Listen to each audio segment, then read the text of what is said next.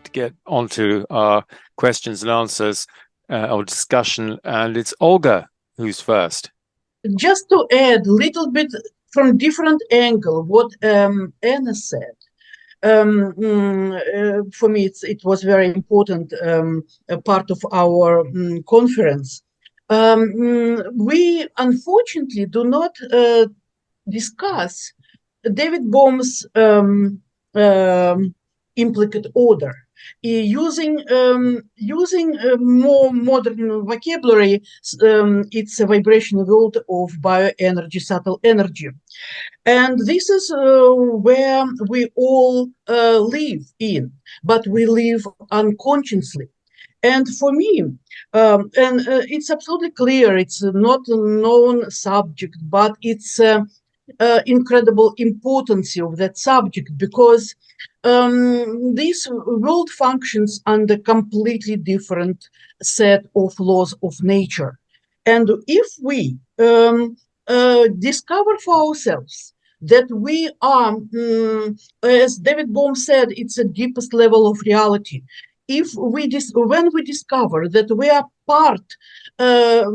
we are made out of the same matter and interconnected, that thoughts are a pure form of energy affecting matter, that nothing disappears in a world of vibrations, in a form of vibrations and stored in a cosmic hologram, it's absolutely inevitable that it will upshift our vision of the world and our place in the world.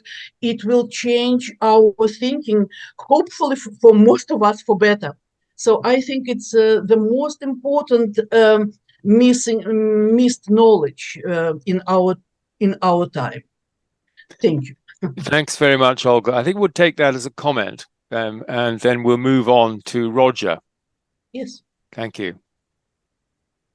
Yes, wonderful presentations yesterday and today, although I missed the early part yesterday, being on Sydney time.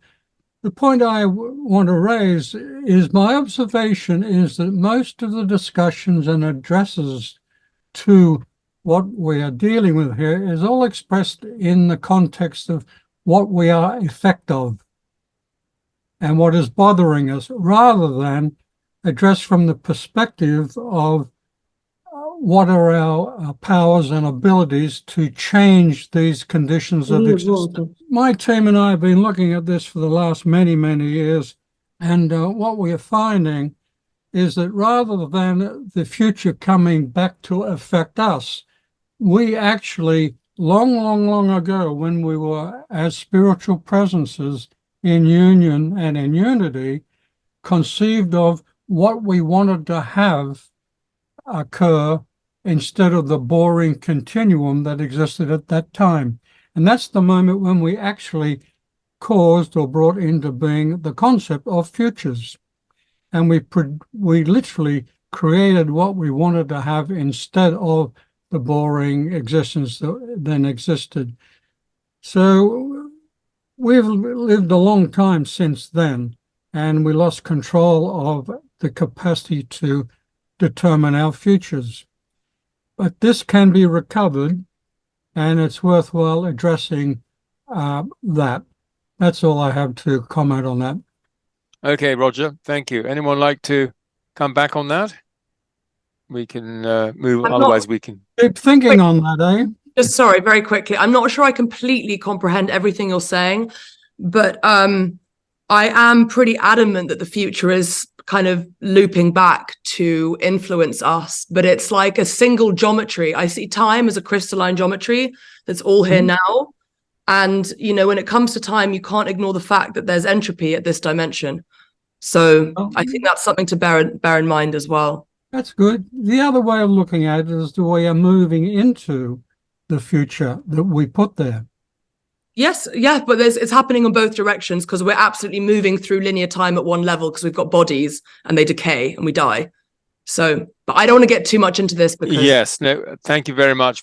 Thanks very much, Roger. We've got 5 people in the queue, and that will be it. We can't take more than 5 more questions. So, Tuvi. Thank you everyone for your excellent contribution. but I want specific to Arabella.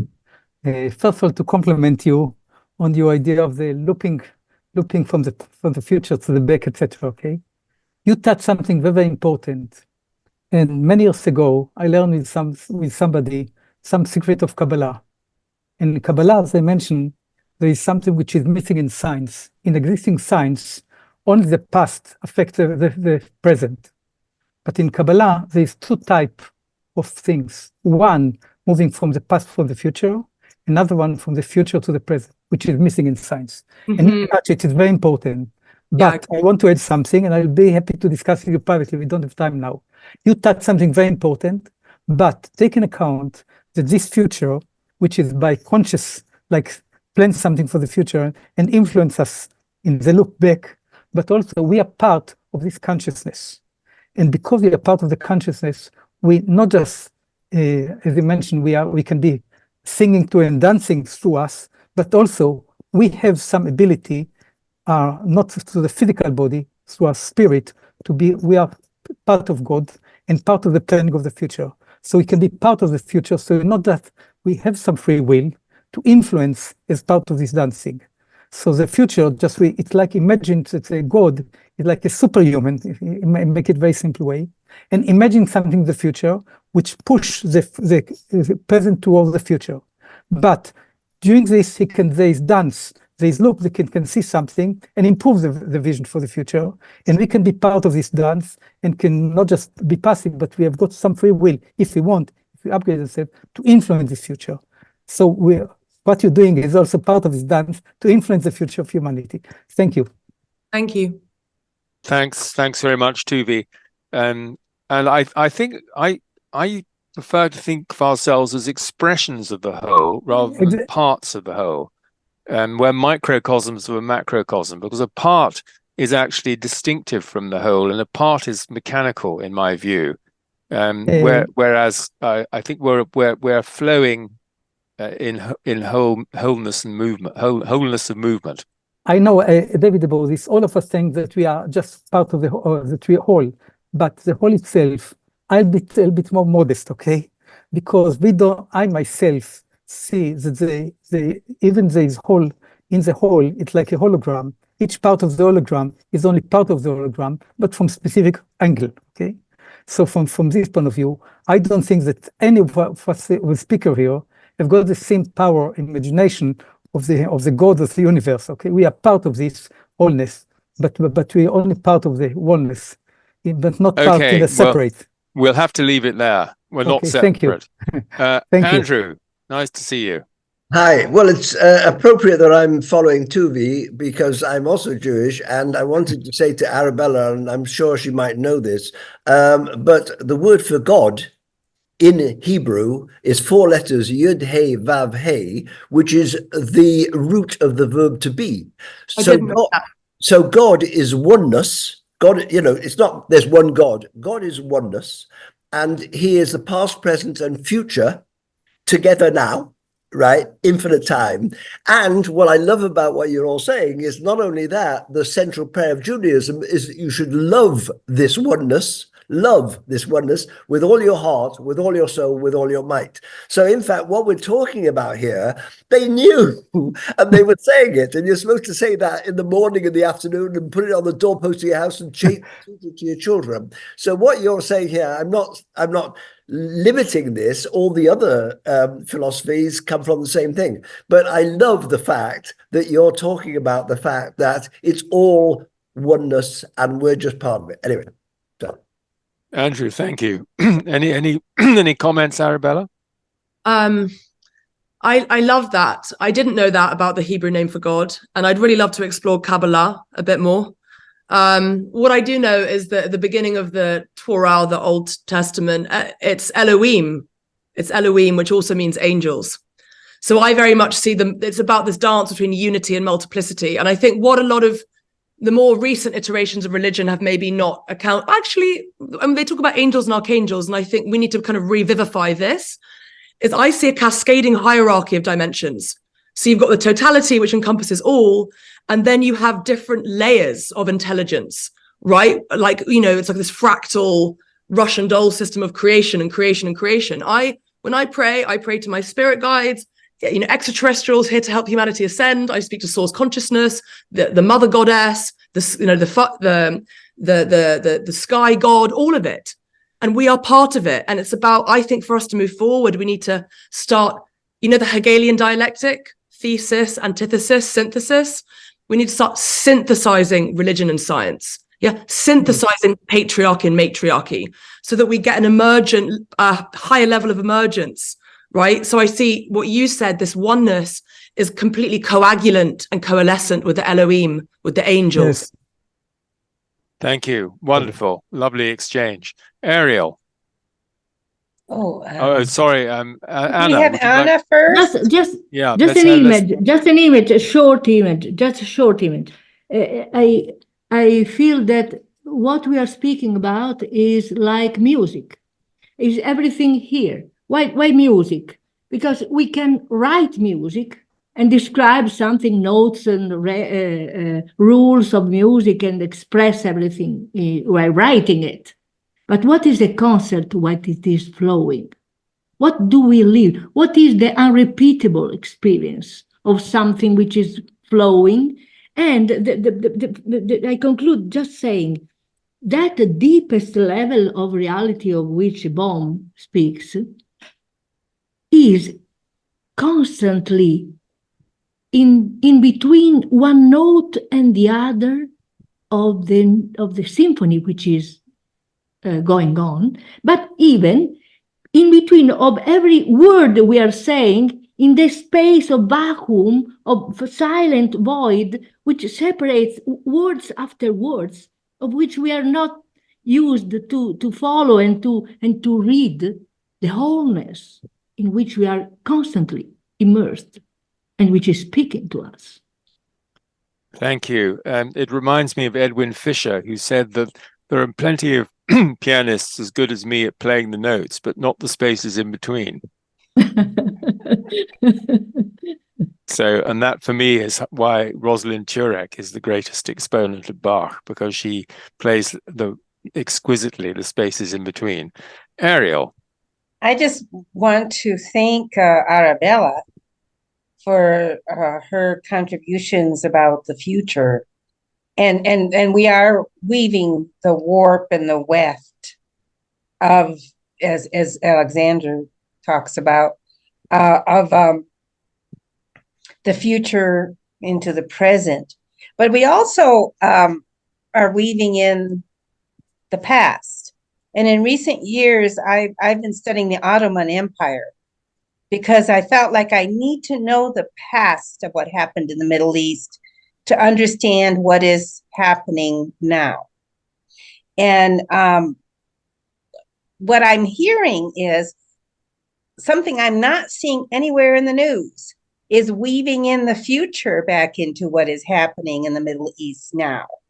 And I think that's something that we can all contribute here with that understanding, with like comments on YouTube videos or whatever, our Facebook pages, social media.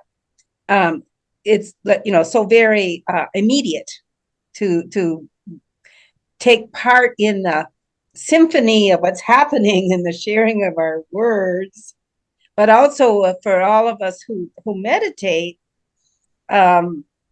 it's bringing in the spaces too, bringing in the spaces into this dialogue, which is too dense, in this mechanistic worldview. And I think that is something that all of us here who are listening today can contribute to changing the consciousness, the upshift of consciousness. And I'd like to hear what others here on the panel think about this. Yes, briefly, thank you, because we've got 2 more questions and it's 3 minutes to time. Anyone like to say something in response to Ariel? This, see again, Arabella, you on this Pandora's box of time that you unbottled here. I love this idea of sending messages, and of listening for the messages. This is part of the trans-temporal non-local that is coming through our understanding also from physics, and it's explored in the book in the upshift, the Great Upshift. But this idea of speak, you know, I don't know if you do this, but sometimes we speak to our future. We even write letters to our future selves. Let's get kids to do that. We say, write a letter to your future and then open it up in the future, and you wait, and then you go, and then you receive, and you hear your voice from the past. And okay, great. You can talk to your future self. What about talking to your past self? So this needs to work that way as well. And my friend Mark Wagnon, he does that. He spends in his meditation every day, he speaks to himself from when he was 15, 20, 30 years younger. And he does that in his meditations. Because of course, if you're going to be listening to your future self, you need to be talking to your past self. Doesn't that make sense? So here's the trans-temporal engagement as well, that we now also need to be, we are the future of that past, of course, right? So the past, we need to be in dialogue with the past as well as with the future. So I like that idea. Wrapping this up, just what Tuvi was talking about, the hologram, and this is something that Jude Currivan touched on yesterday. I love Rumi's expression that you are not a drop in the ocean, you are the entire ocean in a drop. And I think this really does capture it, right? Yeah, somebody put that in the chat. All the elements. Oh, did put that in the chat? Okay, wonderful. Well, you see, there's the syntony right there. And in terms of the predetermination or not, I do go a little bit with what I think also Tuvi was saying here, picking up the metaphor of being the hole on the flute through which God's breath blows or through which the universe flows. Yet, in the sense that there's the flow. The universe is flowing through us. We're not going to change that. We're not going to redirect that. But we can change the quality of the flow. We can change the quality of the music. We each can have an impact by making it more delicious or not. And I think that is an aspect in which it's not as if there is no free will. There absolutely is. And it's up to us to be part of that flow into deliciousness. Okay, so thank you so much, everybody. Thank you, Arabella. Thank you, Anna. Thank you, Alexander. Thank you, Natalie, in virtual form. And our last session, I'm sure, will be a very exciting and interesting one.